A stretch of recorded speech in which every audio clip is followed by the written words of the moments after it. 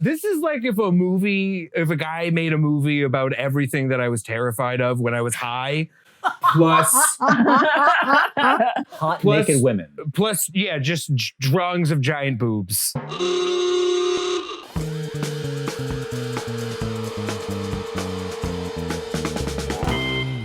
Welcome back to Staff Picks, where today we are going to be picking movies to go into what is going to be the best video rental store on the planet. I'm Danielle Radford, today along with my co-host Patrick Willems and our guests Jourdain Searles and Jourdain Olds, and we are going to be talking anime. Now, we're at Film Noir, which Film Noir is actually one of the last video rental stores left in New York, and it's also a cinema, which is why it's called Film Noir Cinemas.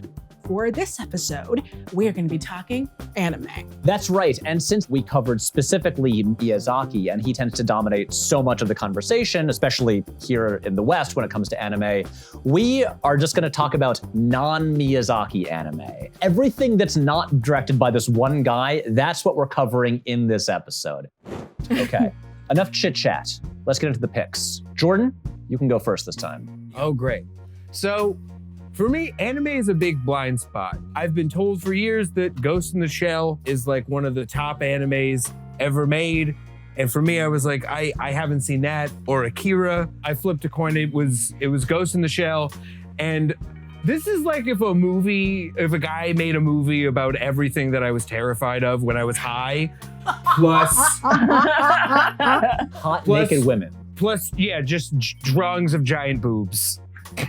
Giant drawings of boobs is like kind of a big part of the genre, a little bit, from what I've seen. You, a noted expert. Sure. I mean, as an expert. As an actual anime expert. I mean, giant boobs are kind of like, they're like a flourish, you know? I knew the boob thing was going to be a thing when I first saw the Street Fighter anime, and I was like, this is just immediate titties. Jourdain, is this why you chose Ghost in the Shell and not Akira? I was trying to pick something that maybe wouldn't unsettle me, and this I picked so wrong because I was devastated by this movie. The thing is, Akira is like Spirited Away. Our winner last time, it has a giant baby. It is a giant baby? Yeah. Oh, okay. Well, now I'm in. You'll love it. What do you think Ghost in the Shell is about? I'm so curious. Did you think it was like spooky? I assumed it was honestly going to be kind of just like the Animatrix or something, and it kind of is.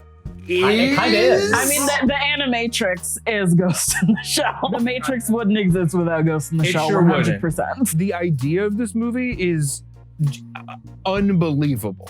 It's so unbelievable that I was like, this is like my greatest fear, which is dying and someone puts me in a fucking robot, maybe, and I'm not dead. That sounds honestly horrifying. Anime is like nightmares, and then also it's drawings of boobs a lot of the time. It is, and it's not a problem. I don't have a problem with there being boobs in it. I'm looking at it and I'm like, I'm imagining just a guy drawing boobs, and that's different than boobs. Yeah, don't take it to deviant art. Don't imagine the person like But it's animated, so they drew a lot of frames. Exactly. I'm like, beginning of this movie, it's like boobs in water. So they're like moving around. He spent so much time. Yeah. The credits are rolling over boobs. It's kind of, it is kind of like the anime version of like the opening title sequence of Barbarella. Yeah. Oh, yeah. You know that's a great opening. That was what RoboCop missed. RoboCop is also about, I wish I was dead, but now I'm being made to be put into a machine. Doesn't have boobs. But doesn't have titties. No. Doesn't have titties. Yeah.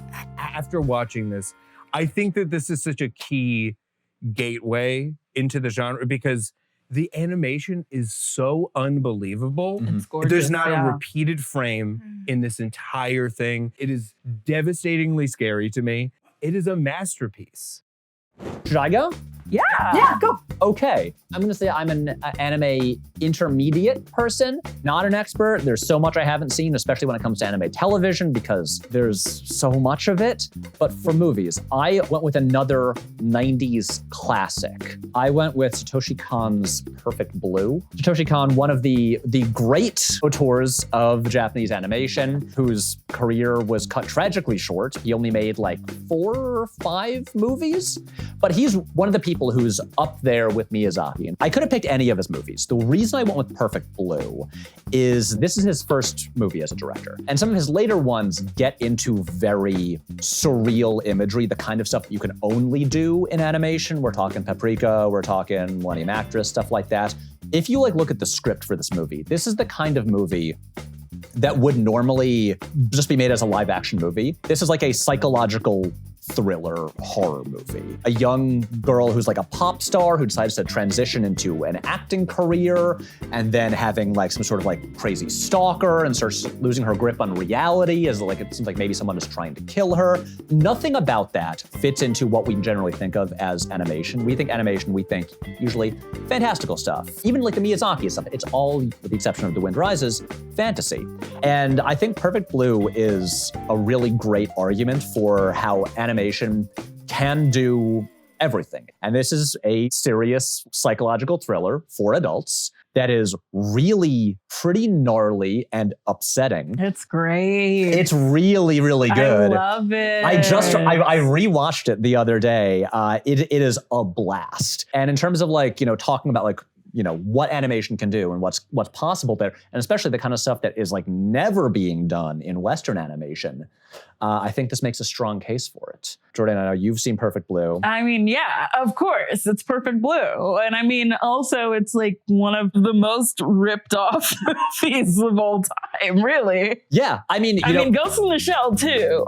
But Americans love ripping off Ghost in the Shell and they love ripping off Perfect Blue. And specifically, there's the big one starring Natalie Portman. There's that. Mila Kunis, those people. Look, if someone explaining it, and I was like, did they do this with Black Swan?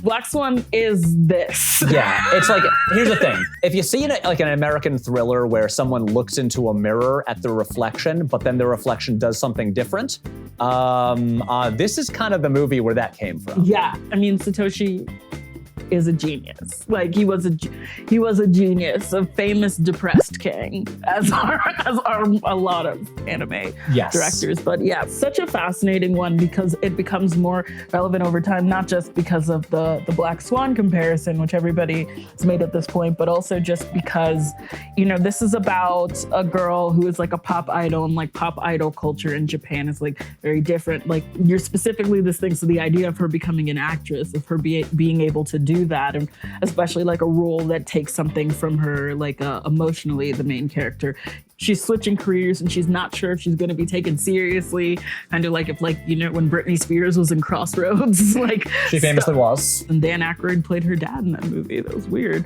It's also a movie that really, I think was ahead of its time in terms of getting into the internet. Oh yeah, very internet. It is a movie about how you should not read comments about yourself if you're a public figure on the internet. It's such a great movie for that. Like you should really just not be online. It's a great argument. It reminds me a lot of like what the original premise for The Idol was going to be.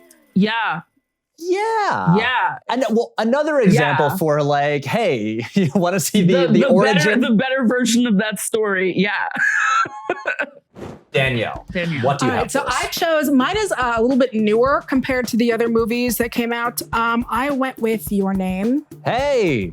It's great. Yeah, Your Name, I think it's really sweet. It's like a little bit of a romantic comedy. It is a body swap, which I am a sucker for a body swap, but it's like both body swap meets time travel meets please don't destroy my town. I can't think it's like anywhere else. Anyways, like to describe it, and it's just about like this really sweet couple that keeps waking up in the other's bodies. I think it's a really sweet, sweet movie, and especially I think recently I am in my romantic bag. I'm in my rom-com bag. I'm in my I want to watch something that's like a little fluffy, and this has a lot of other things going on in it too. Like there's a lot going on in that movie. There is a lot going on in that movie. Like the cute part with the people who fall in love while waking up, in each other's bodies is like part of it, but there's also a town is about to be destroyed, and there's there's like stakes. It's not just like super cute. It starts out as like a fun teen body swap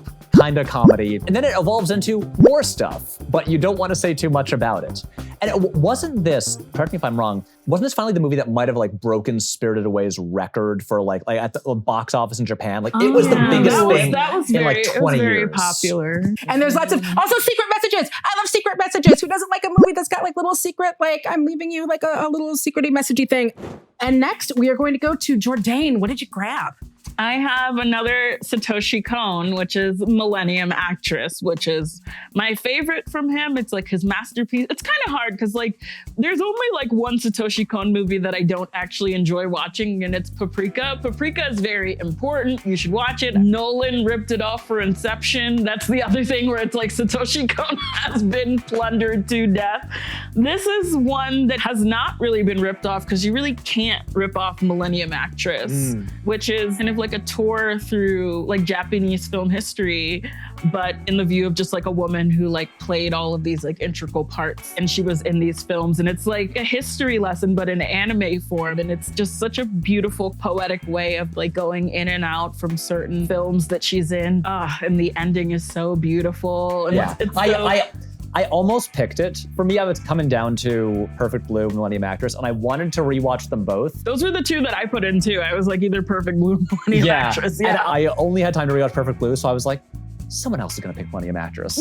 Yeah. This one is great just because it's actually an anime that's like very like invested in Japan, especially for like an American audience watching it. Like, you get to know like so much about the culture and the film history, and like the actress at the middle of this, she's based on like several like classic Japanese actresses. I mean, what do you think about it? I mean, I love it. It's been about like a decade or so since I last watched it. So this is why I wanted to rewatch it for this. In terms of like why I might pick it, I was like, you know, it's also like a... Yeah, it's kind of why I chose it last, because it's not, there aren't really a lot of anime movies that are structured like this, that are about something like this, you know, in terms of just like history. I mean, a lot of anime engages with history, but they do it in a more abstract way, whereas like Millennium Actress is very direct. And it's the thing where I was trying to figure out how to say this in a way that doesn't make it sound like you're watching like a documentary. It's like, watch this animated movie to learn about the history of Japanese film. It's also just like gorgeous, and it then looks there's like incredible. And there's just like this beautiful, like there's kind of like a love story at the middle of it, but it's like it's not love and the idea that, you know, like two people in love with, it's kind of just like the pursuit of love, and it's just like very like profound, and you know, like it makes me cry. Damn, that's beautiful. Yeah. What a beautiful idea. And so those are our picks. We have two movies by the same director. Go team. And then we have like a 90s classic and a modern classic. Danielle, have you seen either of these two? I've not seen either one of these. Okay. So that is a gap in my knowledge that I need to fix. So this is kind of us making our pitches for like, hey guys, here's movies by this director, and you haven't seen them, and but they're good. Well, that's exactly what staff picks are. True. Right. Well, usually we've all seen the movies. There have been a couple where we haven't. That but is true. This is a situation where I've seen I literally just watched Ghost in the Shell. So I'm fresh. I think that for that reason, we maybe should pick Ghost in the Shell. Hearing you guys describe each of these movies has gotten me interested to watch all of them. I want to watch all of them. The part of the show I like the least is when I have to be like, here's why I want to reject things, or like deliver a case against something. But I am going to say, you know, I feel like the way that we're interpreting staff picks, like the thing that might not be the immediate choice, you know, the ones that we're recommending. Right. Because we're the staff. We picked Spirited Away from Miyazaki. We picked the biggest, most famous one because it's also the best. Right. Ghost in the Shell is also such like the short list of like first anime movies. It was your first anime movie. Literally. Outside of Miyazaki. Maybe we should, for the staff picks, go a little bit deeper into ones that like might not be the first one that people have seen. Yeah, I agree. If that makes sense. I totally agree. I kind of think it should be Perfect Blue. Perfect Blue, like, doesn't stick in the cultural memory, I think, as hard as it should. And that's kind of my feeling about it. Like, Perfect Blue, I feel like, not just in terms of animated movies, should just be on any list of like the best psychological thrillers ever made. Yeah. Like, we gotta go. You're the expert. We gotta go with Perfect Blue. It's going to be really fun to watch this and then have that moment when you're like, oh, this is in everything. now. Yeah. It's like when you first watch like a Casablanca or something and then go back and watch like The Simpsons, you know, or any like older movie and then go back and watch The Simpsons and you're like, oh, there's a million references I didn't get. So, are we gonna say it? Is it Perfect Blue? Yeah, I'm good All with right. that. Haha. Okay, we've got 4 phenomenal films, but only one can make it to the wall. And it's gonna be Satoshi Kon's Perfect Blue, a gnarly little psychological thriller animated by Madhouse Studios, not for children. And that does it for another exciting episode of Staff Picks. Thank you so much for watching. We'll see you next time. All right, enough dilly-dally. Let's get into the picks. Dilly-dally. It's the worst. I hate it. Sorry, you threw me off. I'm gonna start. I'm sorry. I was like, I talk now. What are you doing? You said dilly-dally and I was like, I gotta get in. I get it. Okay.